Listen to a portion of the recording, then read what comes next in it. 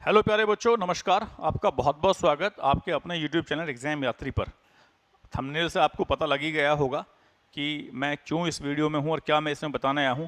प्यारे बच्चों, हुआ क्या है, एनडीए का एग्ज़ाम अभी 1 सितंबर को हुआ है और जब एनडीए का एग्ज़ाम 1 सितंबर को हुआ है तो सबने क्वेश्चन देख लिए, सबने सॉल्यूशन भी करा दिए। पर मुझे लगा कि एक बार एटलीस्ट जो नया बच्चा आता है, जो बच्चा पहली बार पढ़ रहा होता है, उसे एटलीस्ट ये फ्रिक्वेंसी पता हो क्वेश्चन की कि हो क्या रहा है उसके साथ। तो यहाँ थोड़ी सी बात मैं आपके साथ शेयर करूंगा और जो जीएटी वाला पेपर है उसका मैं टोटल आपको रिव्यू बताऊंगा कि इस बार पेपर में क्या क्या चेंज था और इस बार पेपर से क्या क्या लिया गया और इस बार पेपर का लेवल क्या था। क्या वो बहुत इजी पेपर था, क्या वो बहुत टफ पेपर था, या पिछले साल के मुकाबले क्या वो मॉडरेट पेपर था। एक एक मैंने सेक्शन को बहुत माइन्यूटली पढ़ा है। पढ़ने के बाद मैंने पूरी कोशिश की है कि इसमें से कितने क्वेश्चन बन रहे हैं। इक्का दुक्का क्वेश्चन इधर उधर हो सकता है कि मेरे ज्योग्राफी में 20 आ रहे हैं, हो सकता है 22 हो या 19 हो, लेकिन मैंने पूरी कोशिश की है पूरे सेक्शन को समझने की और तभी मैंने वो अपना रिव्यू बनाया। इससे एक बात, जो नया बच्चा पहली बार वीडियो देखता है उसे ये समझ में आ जाएगा कि यार अगर मैं ये चीज पढ़ के चलूं तो मेरा सिलेक्शन निश्चित ही हो जाएगा। या जो बच्चा इस समय 10वीं में है, जो बच्चा 11वीं में है, जो बच्चा 12वीं में है, जो अब एनडीए की परीक्षा देगा आने वाले समय में, हमारे पास भी हमारा coaching Ashoka defence academy Meerut में, आपको पता है हम तैयारी कराते हैं। तो यहाँ भी जो बच्चा आता है उसे ये नहीं पता होता कि क्वेश्चन की फ्रीक्वेंसी क्या है, किस तरह के सवाल आते हैं। तो मैंने अपनी तरफ से छोटी सी कोशिश की है और इस कोशिश को डेफिनेटली आप प्यार देंगे और जिसको जरूरत होगी उसके पास तक इस वीडियो को आप शेयर भी करेंगे। तो क्या है बच्चों, सबसे पहले हम एनडीए 2 2024 का रिव्यू कर रहे हैं और इसमें क्या है रिव्यू में ये भी मैं आपको बता देता हूं। जब इस बार हमने इंग्लिश वाला पेपर देखा बच्चों, तो इंग्लिश वाले पेपर में एक बात देखने को नजर आई प्यारे बच्चों, क्या कि जो एंटोनिम्स और सिनोनिम्स हैं इनकी संख्या 5-5 की गई। देखिए ये अभी क्या हुआ है, पिछले 2-3-4 सालों से लगातार जो एग्जामिनर है वो प्रैक्टिकल कर रहा है पेपर के साथ। यूपीएससी लगातार प्रैक्टिकल कर रही है पेपर के साथ। इस बार तो एक ऐसा इसमें काम हुआ है पेपर में, आप मानो कि मैं लगभग 10-12 साल से टीचिंग कर रहा हूं, एनडीए को लगातार पढ़ा रहा हूं, मैंने नहीं देखा कभी इस तरह की चीज की एक वो सेक्शन, मजबूती वाला सेक्शन भी पेपर से उड़ा दिया गया। तो एंटोनिम सिनोनिम यहां पे आप देख रहे हैं दोनों 5-5 आए हैं, लेकिन ये 10-10 भी हो जाते हैं, ये 10-10 भी हो जाते हैं, कोई नया सेक्शन उसमें ऐड हो जाता है आके। जैसे इस बार के पेपर में होमोफोन्स नहीं आए हैं, पिछले पेपर में होमोफोन्स आए थे। तो ये जो रिव्यू मैं आपके लिए कर रहा हूं ताकि बच्चे को ये समझ में आए कि भाई तुक्के मार के मत जा, एग्जाम में पूरा सिलेबस जो यूपीएससी लिख रही है नोटिफिकेशन में, भाई सब पढ़ के जा। अगर तू तुक्के मार के जाएगा तो तेरे साथ वहां पे चीरहरण जैसी सिचुएशन बनेगी। तो बच्चों इस बार एंटोनिम्स और सिनोनिम्स जो हैं वो दोनों 5-5 पूछे गए हैं, लेकिन सीडीएस पैटर्न पे पिछले 1.5 साल से मैं देख रहा हूं, 3 एग्जाम में देख रहा हूं, जहां तक मुझे याद है कि क्लॉज टेस्ट जो है वो परमानेंट एक तरीके से फिक्स कर दिया है और नंबर भी 10 हो गए हैं इस बार। क्लॉज टेस्ट में नंबर 10 हो गए हैं इस बार, यानी क्लॉज टेस्ट 10 मार्क्स का आया जबकि पिछली बार 5 मार्क्स का आया था, जो मुझे याद है। ठीक है, एक वर्ड प्रोफाइल इस बार कम किया, 10 नंबर में आ रहा था 5 कर दिया। ये शायद आपकी बेसिक नॉलेज जो है बहुत, और ये बिल्कुल सही, यूपीएससी को मैं बिल्कुल थैंक यू बोलूंगा इस बात के लिए। यार 12वीं करके सीबीएसई का, आईसीएसई का, यूपी बोर्ड का बच्चा आता है, किसी भी अन्य बोर्ड का बच्चा आता है और वर्ड लिखा रहता है, उसे ये नहीं पता कि ये नाउन है कि प्रोनाउन है कि ये एडजेक्टिव है कि एडवर्ब है।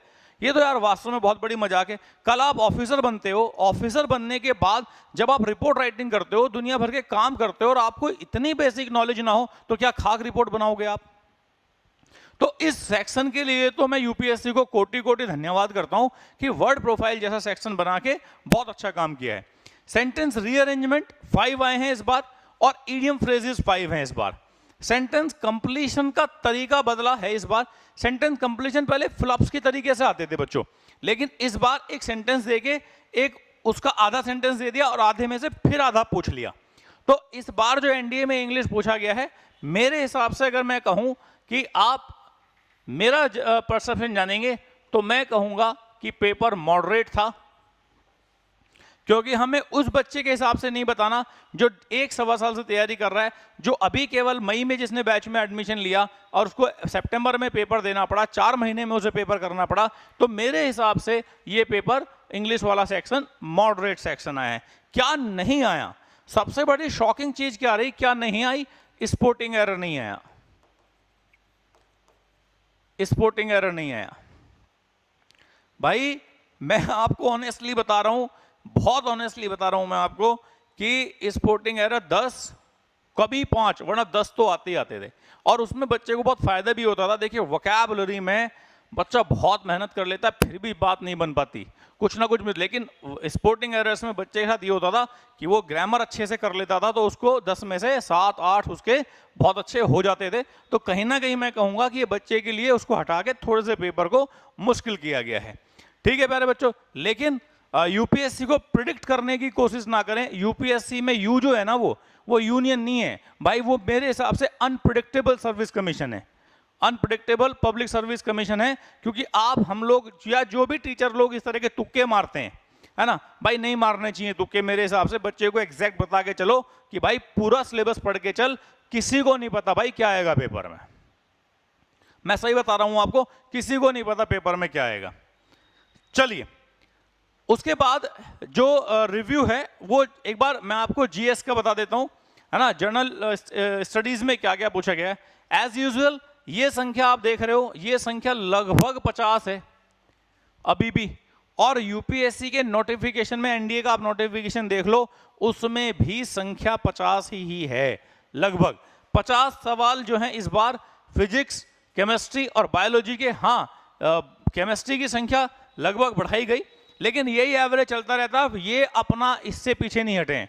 तो जो बच्चा 9वीं 10वीं 11वीं 12वीं में साइंस मजबूत पढ़ के आएगा, मैं कहता हूं बच्चों कोचिंग की भी बहुत ज्यादा जरूरत नहीं है।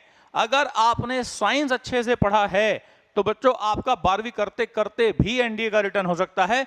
जरूरी नहीं है कि आप कोचिंग ही आए, जबकि हम खुद कोचिंग चलाते हैं, लेकिन नहीं, जो बात सच है वो सच है। अगर आप अपना साइंस मजबूत कर लेते हैं तो फिर आप डेफिनेटली आपको कोचिंग भी करने की आवश्यकता नहीं है।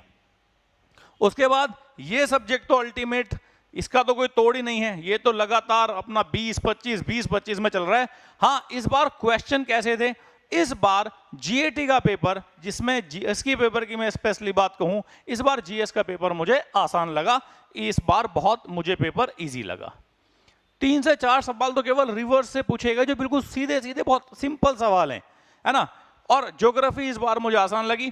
पॉलिटी की संख्या देखिए, पिछले 3 बार से लगातार केवल 2-2 सवाल ही आ रहे थे, 2-3 2-3 2-3, लेकिन इस बार पॉलिटी को इज्जत बख्शी गई एनडीए में, और 6 क्वेश्चन जो हैं इस बार पूछे गए हैं पॉलिटी में।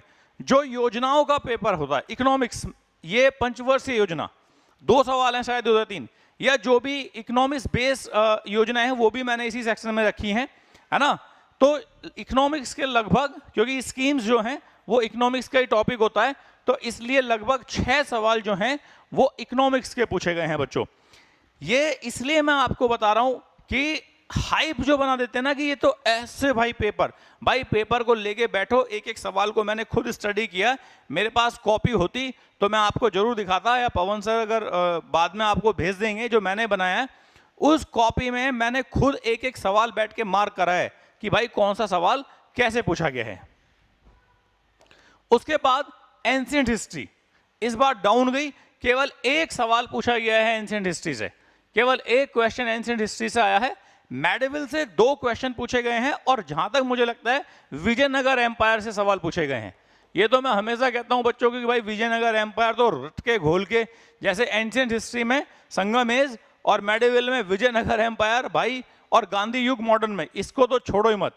मॉडर्न हिस्ट्री में 5 सवाल पूछे गए हैं प्यारे बच्चों, मॉडर्न हिस्ट्री से 5 सवाल पूछे गए हैं, जबकि डिफेंस करंट इस बार थोड़ा सा फेल रहा, यानी केवल एक ही सवाल पूछा गया। जॉइंट एक्सरसाइज पूछी गई है भारत और अमेरिका के बीच में क्या है, और अदर्स जो मैंने लिखा है इसमें बच्चों क्या होता है, अवार्ड्स आ गया, अब इंटरनेशनल ऑर्गेनाइजेशन आ गया, बुक एंड ऑथर्स हो गया, स्पोर्ट्स का सवाल हो गया, तो इस तरह के सवाल इसमें आते हैं। तो जब हम इतनी माइन्यूटली चीजों को लेके चल रहे हैं प्यारे बच्चों, तो इसका मतलब यह है कि पेपर पे हमारी पूरी नजरें हैं, ठीक है। तो अब एक और इंपॉर्टेंट जानकारी मैं आपको दे दूं, जो हमारा एनडीए 1 2025 के लिए बैच है बच्चों, उसमें हमारे 14 सितंबर से रजिस्ट्रेशन शुरू हो रहे हैं, ठीक है। आप 14 सितंबर से रजिस्ट्रेशन करा सकते हैं। मैं आपको कुछ नंबर दे रहा हूं, इन नंबर्स पे आप फोन करके आप अपने रजिस्ट्रेशन करा सकते हैं। ये कुछ नंबर हैं, इन नंबर्स पे फोन कर सकते हैं आप, ठीक है, और इन नंबर्स पे फोन करके आप रजिस्ट्रेशन करा सकते हैं। मैं आपको ये बता दूं कि हमारा लिमिटेड बच्चों का बैच रहता है, 15 से 20 बच्चे जो हैं अब समर इस विंटर के सेशन में रहेंगे, लेकिन आपको बहुत ही शानदार तरीके से तैयारी कराई जाएगी प्यारे बच्चों।